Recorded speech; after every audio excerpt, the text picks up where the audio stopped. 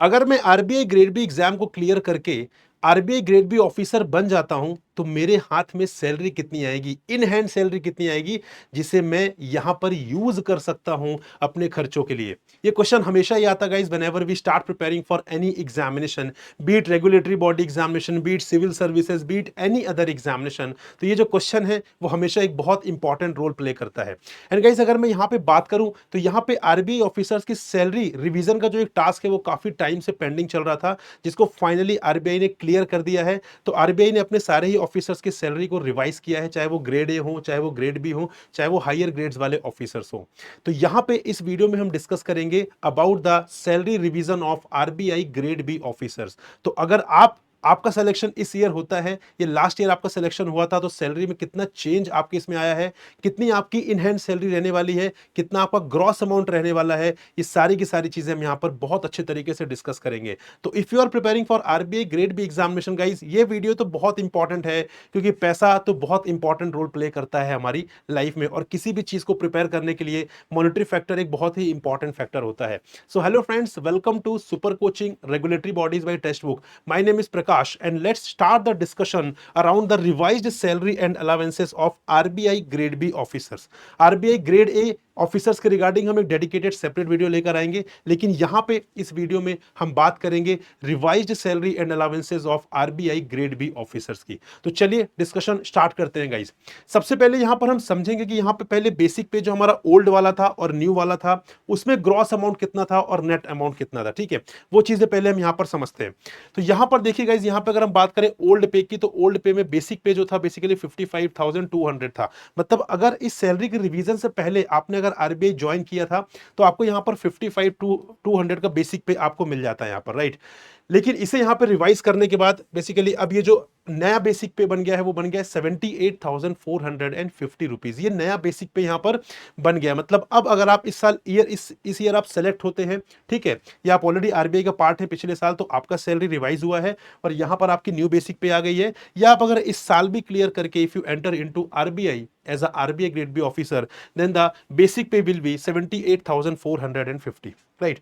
इस basic pay पर अगर हम बात करें ग्रॉस पे, ठीक है, ग्रॉस पे मतलब कितना होता था यहां पर, लगभग 1,35,000 के आसपास यहां पे ग्रॉस पे होता था, जो कि अब यहां पर चेंज होके लगभग 1,60,000 हो जाएगा। ठीक है, अब यहां पे 1,60,000 में यहां पे आपका एचआरए इंक्लूडेड नहीं है, आपके जो अदर मंथली अलाउंसेस है वो इंक्लूडेड नहीं है, आपके जो ईयरली अलाउंसेस है वो भी इंक्लूडेड नहीं है। मतलब इनके अलावा यहां पर जो नया आपका ग्रॉस पे रहेगा दैट विल बी अराउंड 1,60,000, जो कि पहले 1,35,000 होता था। तो जब क्वेश्चन ये है यहां पर कि अगर एचआरए भी नहीं है यहां पर, या हाउस अलाउंस हम बोल रहे वो नहीं है, मंथली अलाउंसेस नहीं है, ईयरली अलाउंसेस नहीं है, तो फिर यहां पे ग्रॉस पे क्या मिलकर ग्रॉस पे यहां पर बन रहा है। तो गाइज ये सारे कंपोनेंट्स है आपके ग्रॉस पे के, जैसे बेसिक पे हो गया, डियरनेस अलाउंस हो गया, grade allowance, special perquisite allowance, special allowance, direct recruit, local compensatory allowance, learning allowance and special grade allowance. तो ये सारे अलाउंसेस मिलकर जो आपका ग्रॉस पे बनता है वो ये बनता था पहले 1,35,000, नाउ इट इज अराउंड 1,60,000। ठीक है, ये हो गया। चलिए अब हम बात करते हैं, मैंने आपसे बोला कि इसमें आपका हाउस अलाउंस इंक्लूडेड नहीं है, इसमें आपके मंथली अलाउंसेस इंक्लूडेड नहीं है, और इसमें आपके ईयरली अलाउंसेस भी इंक्लूडेड नहीं है। तो आइए इनको भी डिस्कस करते हैं कि ये इनका अमाउंट कितना है और ओवरऑल ग्रॉस ग्रॉस अमाउंट कितना रहेगा और नेट अमाउंट कितना रहेगा। तो ये भी चीजें हम यहां पर डिस्कस करते हैं। ठीक है, तो यहां पर अगर हम बात करें मंथली अलाउंसेस जो आपको मिलते हैं, ठीक है, जो मंथली अलाउंसेस आपको मिलते हैं अगर हम उनकी बात करें, so number first is the petrol allowance which is around 21,000 per month you get. Then equipment allowance you get around 2,000 rupees. Then telephone allowance you get 1,400 around. Then house help 6,500, that is made, जो made आपके यहाँ पर काम करेगा या करेगी basically उसके expenditure है ये। देन इंटरनेट के लिए 3,500 यू विल गेट, न्यूज़पेपर के लिए 900 रुपीज यू विल गेट। ठीक है, ये आपको मिलेगा मंथली बेसिस पर। अब यहाँ पे एक चिल्ड्रन एजुकेशन है, तो चिल्ड्रन एजुकेशन का अलाउंस आपको मिलेगा अगर आपके चिल्ड्रन हैं तो, ठीक है, अगर चिल्ड्रन नहीं है तो नहीं मिलेगा, इसीलिए मैंने इसको अलग से यहाँ पे हाईलाइट किया हुआ है। तो यहाँ पे जो ये फिगर आ रहा है इन सबको क्लब करके दैट इज 48,800 रफली, ठीक है। तो इसमें से अगर आप चिल्ड्रन अलाउंस को माइनस भी कर देंगे तो ये लगभग आपका 35,000 के समथिंग आएगा, ठीक है। 35,000 मतलब अगर मैं इसको ऐसे कंक्लूड करूं कि मंथली बेसिस पर you will get 35,000 monthly allowances, ठीक है, apart from the amount that we had discussed initially 1,60,000, that's a separate amount, ठीक है। उसका हमने यहाँ पर ब्रेकअप देख लिया था, वो इन अलग अलग अलाउंसेस में ब्रेक होगा, लेकिन अपार्ट फ्रॉम 1,60,000 दैट अमाउंट, ये जो 35,000 है ये आपको अलग से मिलेगा यहाँ पर, ठीक है। ये मंथली बेसिस पर अलग से प्रोवाइड किया जाएगा। इसको मैंने इंक्लूड नहीं किया यहाँ पे चिल्ड्रन एजुकेशन अलाउंस को, क्योंकि अगर आपके चिल्ड्रन है तभी आप क्लेम कर सकते हैं, नहीं है तो आप क्लेम नहीं कर पाएंगे। This is number first.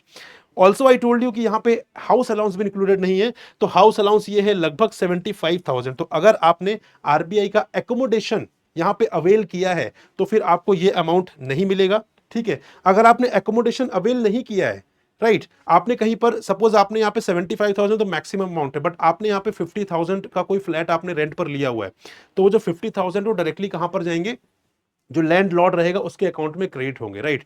तो जितना अमाउंट का रहेगा मैक्सिमम कैप 75,000 है, तो यहां पे इसे भी इंक्लूड नहीं किया हुआ है क्योंकि आप इसे नहीं ले पाएंगे, ठीक है। अगर आपने अवेल किया है अकोमोडेशन तब तो यहां पे कोई डिस्कशन ही नहीं है इस अमाउंट का। अगर आपने अवेल नहीं किया है आरबीआई का अकोमोडेशन, आप कहीं और खुद से प्राइवेट बेसिस पर आपने रेंट आउट किया हुआ है, तो वहां पर बेसिकली जो भी लीज अमाउंट रहेगा that amount will directly be credited into the account of the landlord, right. तो ये हो गया मंथली अलाउंसेस। देन उसके बाद आता है हमारा ईयरली बेसिस पर कुछ अलाउंसेस आते हैं। आई टोल्ड यू कि उस अमाउंट में house allowance, monthly expenditure that is monthly allowances and the yearly allowances are not included, ठीक है। तो monthly allowances we have seen the house allowance of 75,000। Now we are discussing the yearly allowance. तो yearly allowance आपके लगभग ये रहते हैं, देखिए सोडेक्सो फूड कूपन होता है जो, mobile, spectacles, then LFC leave fare concession, then furniture, book grant, briefcase. तो ये सारे अलाउंस आपको ईयरली बेसिस पर या क्वार्टरली बेसिस पर या 2 ईयर में एक बार या 5 ईयर में एक बार इस तरीके से मिलते हैं, ठीक है। तो देखते हैं यहाँ पे हम बात करें सबसे पहले सोडेक्सो की। तो सोडेक्सो आपको मिलता है क्वार्टरली बेसिस पर 15,000, विच मींस उसकी ईयरली वैल्यू कितनी हो गई 60,000 और मंथली वैल्यू कितनी हो गई 5,000, अगर आप ऐसे कैलकुलेट करेंगे तो। देन फर्दर आता है मोबाइल, नया मोबाइल परचेज करने के लिए भी आपको यहाँ पे अमाउंट पे किया जाता है by the reserve bank of India. So that is 2 years में एक बार पे किया जाता है 40,000 रुपीज, जिसकी ईयरली वैल्यू होती है 20,000 एंड मंथली वैल्यू होती है 1,670। देन आता है हमारे स्पेक्टिकल्स के लिए, तो यहाँ पे आरबीआई आपको स्पेक्टिकल्स के लिए भी यहाँ पे अलाउंस पे करता है। 2 ईयर्स में एक बार आपको पे होता है 13,000 रुपीज।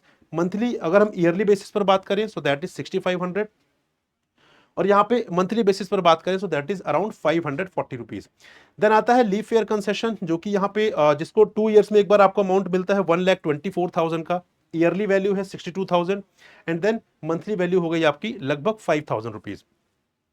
देन आता है फर्नीचर। फर्नीचर वाला जो आपको फर्नीचर अपडेट करने के लिए, अपग्रेड करने के लिए बेसिकली यहाँ पे जो अमाउंट पे किया जाता है that is 3,25,000 in every 5 years, हर 5 साल में एक बार पे किया जाता है, जिसकी मंथली ईयरली वैल्यू है 65,000 एंड मंथली वैल्यू हो गई आपकी लगभग 5,400 रुपीज। देन आता है बुक ग्रांट, इसके लिए आपको ईयरली बेसिस पर 8,000 रुपीज पे किए जाते हैं, इसकी मंथली वैल्यू हो गई 670 रुपीज। देन ब्रीफ केस के लिए आपको अमाउंट पे किया जाता है जिसकी ईयरली वैल्यू है 9,500 और यहाँ पे मंथली वैल्यू जो है वो लगभग 790 है।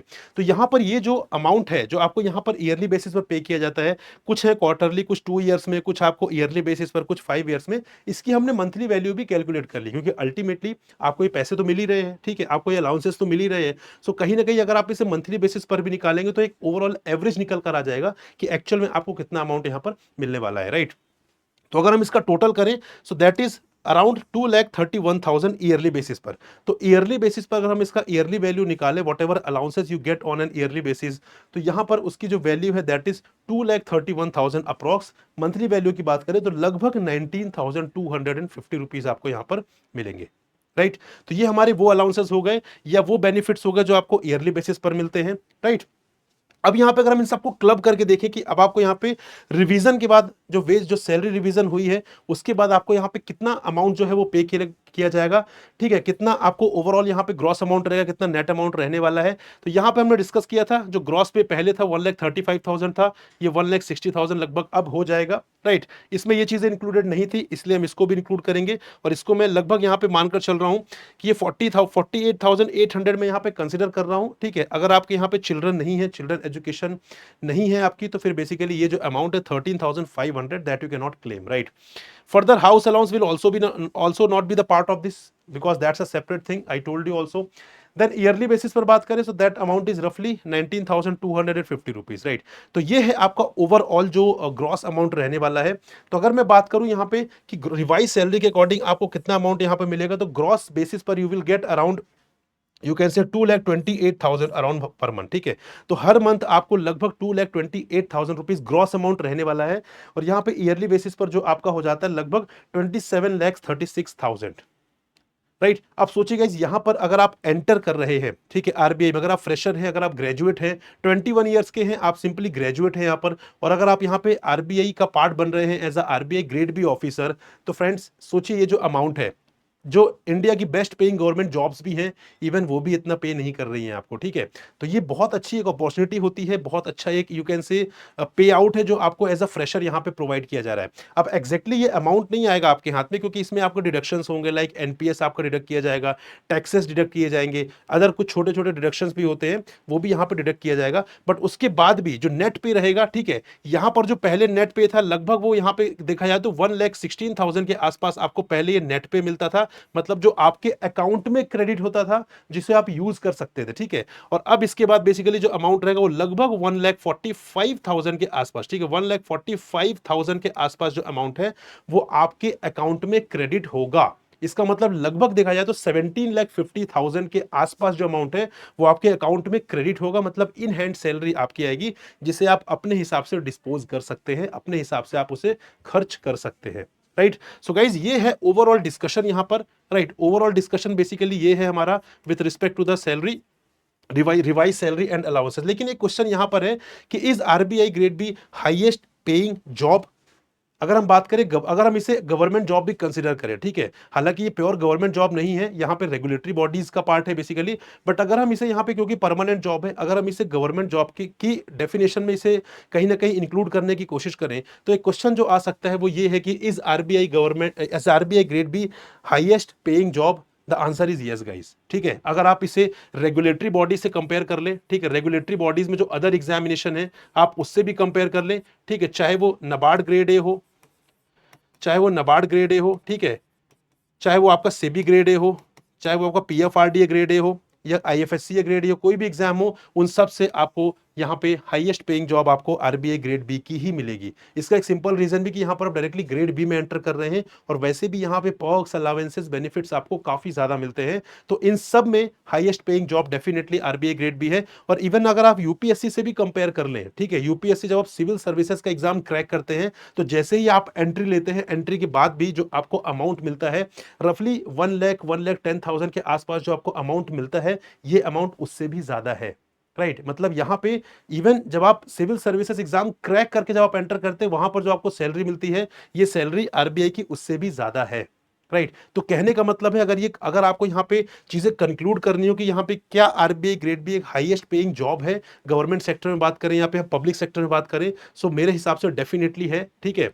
यहाँ पे आप देख सकते हैं जो पर्क्स एंड बेनिफिट्स मिल रहा है, प्लस आरबीआई का इकोसिस्टम मिल रहा है, आपको यहाँ पे एक्सप्लोर करने की नई नई अपॉर्चुनिटीज मिलेंगी, बहुत सारी चीजें आपको यहाँ पर सीखने के लिए मिलेंगी। तो ये I think this is the best case scenario जिसके लिए आप एग्जाम के लिए प्रिपरेशन के लिए जा सकते हैं। एंड गाइस अभी 2025 का एग्जामिनेशन होना है, ठीक है, बहुत जल्द यहाँ पे नोटिफिकेशन एक्सपेक्टेड है। और अगर अभी तक आपने प्रिपरेशन स्टार्ट नहीं की और आप चाहते हैं कि यहाँ पर आप प्रिपरेशन स्टार्ट करें, क्योंकि डेफिनेटली सैलरी का जो अमाउंट है वो देखकर मोटिवेशन तो आ ही जाता है, और उस मोटिवेशन को बुझने नहीं देना है गाइस। क्योंकि हाँ, अगर आप ग्रेजुएट हैं, यहाँ पे कुछ एक्सपीरियंस नहीं चाहिए आपको, if you are a graduate, ठीक है, अगर आप वहाँ पे बेसिक जो क्वालिफिकेशन है उसे आप मीट कर रहे हैं, guys you should prepare for RBI grade B examination. बहुत ज्यादा एफर्ट नहीं लगना है, बहुत बड़ा सिलेबस नहीं है इसका, ये यूपीएससी सिविल सर्विसेज का एग्जाम नहीं है गाइज, यहाँ पर सिलेबस काफी कम टाइम में यहाँ पे कवर किया जा सकता है, राइट। तो यहाँ पे we have started this RBI grade B booster batch 2025 हमने यहाँ पे स्टार्ट किया है, और यहाँ पे क्लासेस अभी जस्ट स्टार्ट हुई हैं, राइट। तो आप इसका पार्ट बनिए, बहुत सारे स्टूडेंट्स ऑलरेडी इसका पार्ट बन चुके हैं।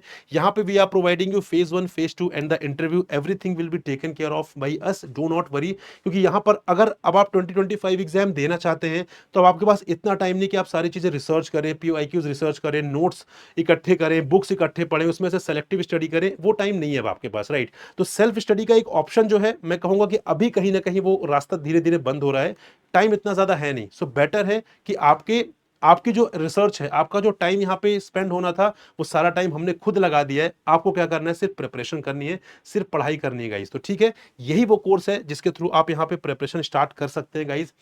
यहाँ पे करना क्या है आपको, इस कोर्स के बेसिकली इस वीडियो के लिंक डिस्क्रिप्शन में लिंक प्रोवाइड किया हुआ है। You just need to visit the link there. वहाँ पे लिंक विजिट करिए, जाइए, लिंक को देख कर आइए, ठीक है। वहाँ पे हमने डेमो क्लासेस भी दी हैं, नोट्स भी दिया हुआ है, वहाँ पर जाइए एक बार, ठीक है।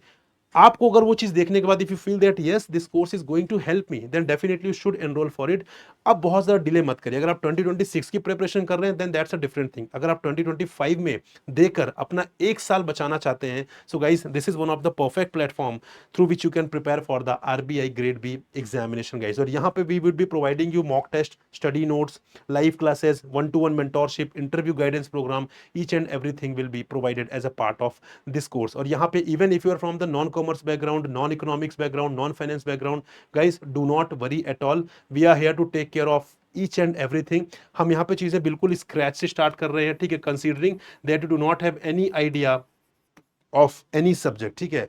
We are considering you as a novice की यहाँ पे आपको कोई भी आइडिया नहीं है गाइस। हम बिल्कुल फ्रेश, बिल्कुल स्क्रैच से स्टार्ट करेंगे ताकि आपका फाउंडेशन यहाँ पर बिल्ड कर सके। एंड यहाँ पे एक और इंपॉर्टेंट चीज है guys, do join the Telegram group. यहाँ पे मेरा पर्सनल टेलीग्राम ग्रुप, इसको ज्वाइन करिए। इसके थ्रू आप मुझसे टच में रहेंगे।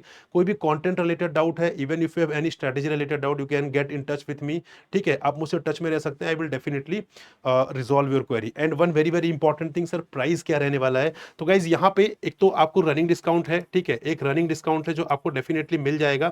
हमारे यहाँ पे बीच में सेल्स भी आती रहती हैं, अच्छी अच्छी सेल आती रहती है, लेकिन अब आप नेक्स्ट सेल का वेट नहीं कर सकते हैं क्योंकि इतना टाइम नहीं है, टाइम धीरे धीरे कम होता जा रहा है। नोटिफिकेशन आएगा, बहुत जल्दी आएगा, उसके बाद फिर आपको फर्दर टाइम मिलेगा। लेकिन अगर आप अभी प्रिपरेशन स्टार्ट कर रहे हैं तो डेफिनेटली आपके पास इतना मार्जिन है कि आप इस साल एग्जाम दे सकते हैं अच्छी प्रिपरेशन के साथ। I was telling you about the price. तो यहाँ पे एक डिस्काउंट है, रनिंग डिस्काउंट है, जो कि आप यहाँ पे लिंक पे जब क्लिक करेंगे डिस्क्रिप्शन में, वहां पे विजिट करिएगा। राइट हैंड साइड पे आपको पेमेंट का ऑप्शन दिखेगा, राइट। तो अगर यहाँ पे कोई भी कूपन कोड आप अप्लाई नहीं करेंगे तो ये रनिंग डिस्काउंट तो आपको मिलेगा ही मिलेगा, ठीक है। But if you want maximum discount, so you have to use the coupon code Prakash. This is my name and that will work as a coupon code also. तो ये कूपन कोड की तरह ही काम करेगा, ठीक है। तो आपको क्या करना है, पेमेंट ऑप्शन के ऊपर एक ऑप्शन दिखता है आपको अप्लाई कूपन का, वहां पे कोई ना कोई कोड ऑलरेडी अप्लाइड होगा, उसको रिमूव करना है क्योंकि आपको मैक्सिमम डिस्काउंट नहीं मिलेगा अगर आपने रिमूव नहीं किया। उसे रिमूव करके you need to use the coupon code Prakash. उसके बाद जैसे आप अप्लाई करेंगे then you will get the maximum discount and that will make the course more affordable for you, right. तो गाइज अगर आप यहाँ पे सीरियस हैं, सोच रहे हैं प्रिपरेशन स्टार्ट करने की, सोच रहे हैं 2025 में एग्जाम देने की, तो गाइज बहुत ज्यादा मत सोचिए, टेक एन इन्फॉर्म डिसीजन। 2-4 दिन के अंदर बहुत जल्दी यहाँ पे सोचिए, रिसर्च कर लीजिए प्रॉपर तरीके से, then take an inform decision. उसके बाद प्रिपरेशन बिल्कुल स्मूथ तरीके से स्टार्ट कर दीजिए। We are with you whenever you need us guys. हम हमेशा अवेलेबल है आपके लिए, सारे मेंटोर, सारी फैकल्टीज आपके लिए अवेलेबल है। So thank you very much. I hope this was helpful for you, this was fruitful for you. We'll meet in another informative video guys. Till then, goodbye and happy learning guys. Bye bye.